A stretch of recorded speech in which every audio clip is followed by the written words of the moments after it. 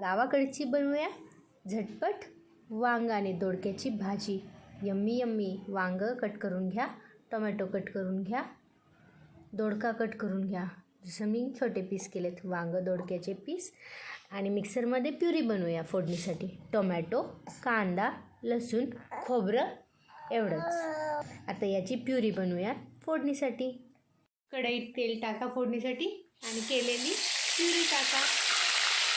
त्या प्युरीमध्ये कांदा, लसूण, टोमॅटो, खोबरं घेताना लसूण खोबरं केलेलं असतं ऑलरेडी ते घ्या आणि कांदा टोमॅटो कट करून प्युरी करा.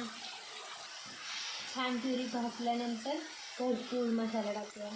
दिस इज अ सिक्रेट. घरकुल मटन मसाला. हे बघा, घरकुल मटन मसाला. याच्यानंतर आता बाकी मसाला टाकूया. तिखट, तर 1 चमचा तिखट, थोडी लाल मिर्च पावडर पण टाकूया जेणेकरून कलर येईल छान. आणि हळद.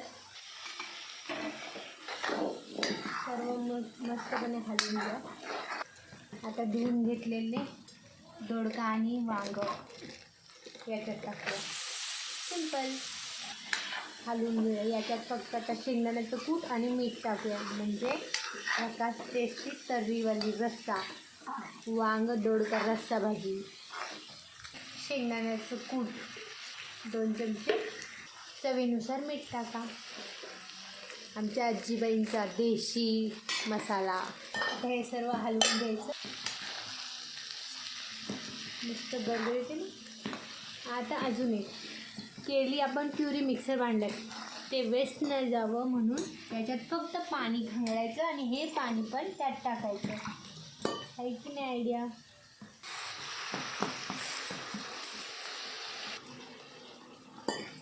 म्हणजे वेस्ट काहीच नाही होत आणि टेस्टी भाजी पण होते. बघ किती मस्त तरी आल्या. त्यात लागेल तर अजून थोडं पाणी घ्या. थिकनेस बघून पाणी टाका. हे चांगलं शिजत तोपर्यंत वाफवून घ्या आणि उकळी मस्त आली, शिजून झाली की खायला सर्व करा. इझी. थँक्यू.